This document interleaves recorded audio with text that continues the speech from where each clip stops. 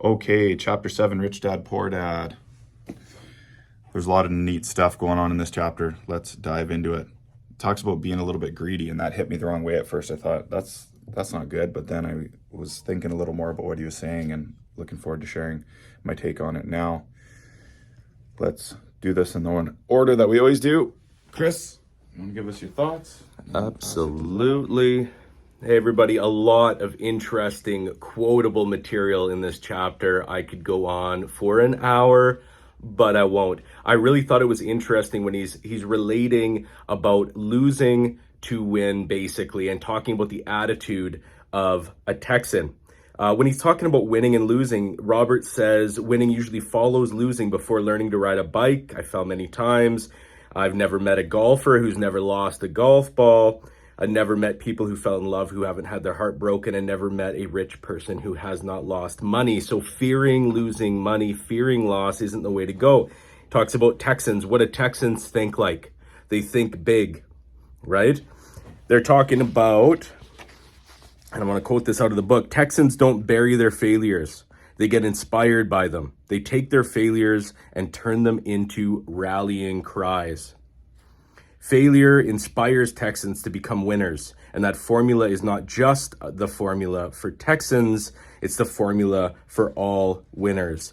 And I think that that's really something that we can take to heart. You've got to lose, you've got to stumble a few times to learn and grow and turn into what you may aspire to be. And I thought that was a great takeaway. Over to you, Zach.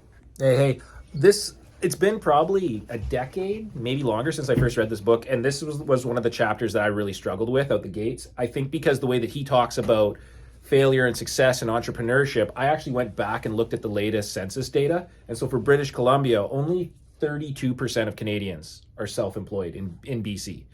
So 2/3 of us are always going to hold down a job, and reading a book like this made me feel like I had to quit my job in order to make this happen. But in reality, it was a slow burn, like I did 2 in tandem for 10 years before I quit and became self-employed.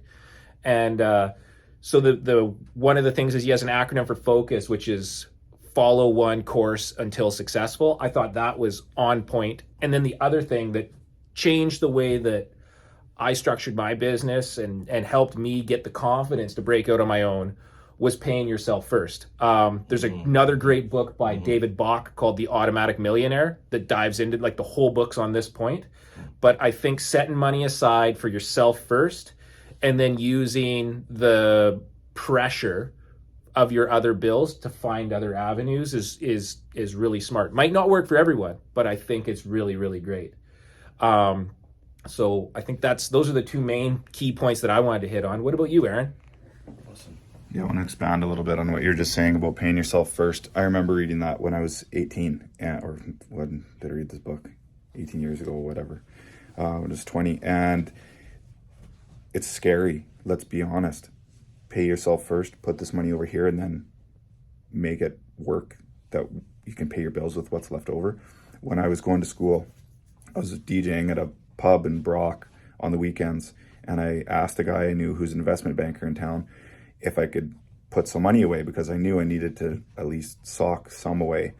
And he set me up with this account. I'm usually never a kind of client he would actually take on, but he let me put $250 a month, set up an account for me, and $250 a month would go in there.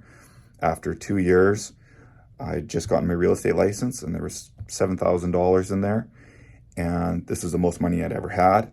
And that was my startup for being able to do the real estate course, pay for my insurance, my licensing, my first couple months. And then I started in September 2010. I had $7,147 because I pulled it all out of there. But that was the forced savings that I had to put that in there, even though it wasn't the easiest thing. And that was how I was able to float September, October, took on huge debt in November, December, and to January, finally got my first paycheck. And I owed the office, I think, $12,000 at that time. But without that forced savings, even when I wasn't making money, this was just scraping away and putting it in a little nest. I wouldn't have been able to launch into the next thing to be able to even start in the real estate world. The cure for laziness is a little greed. I thought, well, no, you don't want to be greedy. But when I read deeper into it, he's talking about improvement. We're being greedy because we think, oh, this could be a little better. It's not necessarily about dollars. This could be improved.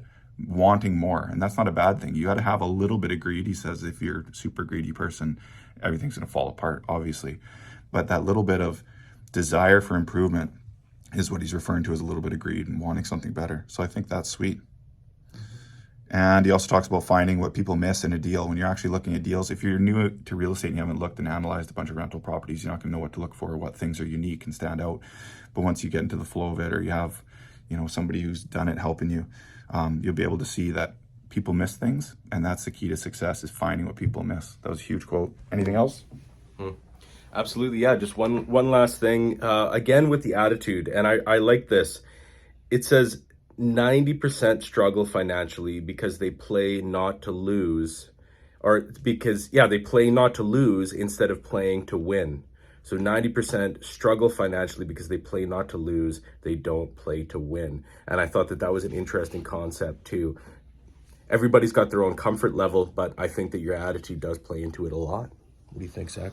Yeah, I mean, I think there's a great quote in this where he says, cynics criticize, winners analyze. And I mean, that is like so key. I remember when I bought my first rental, I'd analyze the whole thing, and I dual suited half duplex. And I remember being so pumped up and rolling into work like the week I removed subjects, and like having two people come up and be like, so you want to be a slumlord now, huh? Right. And it's like, oh yeah, you know what? Actually, I do. I really do. Yeah. And it turns out I've always filled my places with great people. And you know how many rentals they have still? 0. Yeah, it's the haters, right? It's the haters. How often do people say, oh, tenants and toilets, why would I want to do that? Okay, no problem. There are people who are not going to buy. They don't want to. Maybe they're not able to have that kind of down payment. They're going to be a tenant for life. In other countries, people don't even think about buying. It's, I'm going to rent and I want to have a nice place to rent. So there are tenants that we treat them nicely. They help you pay off this mortgage. It's a win-win. So people with this slumlord attitude, they're just haters. Hate is gonna hate. Isn't that what they say? We should call this video "Haters Gonna Hate." No, it's kidding. Okay, cool. Hope this is useful. Yeah. Awesome. Yeah.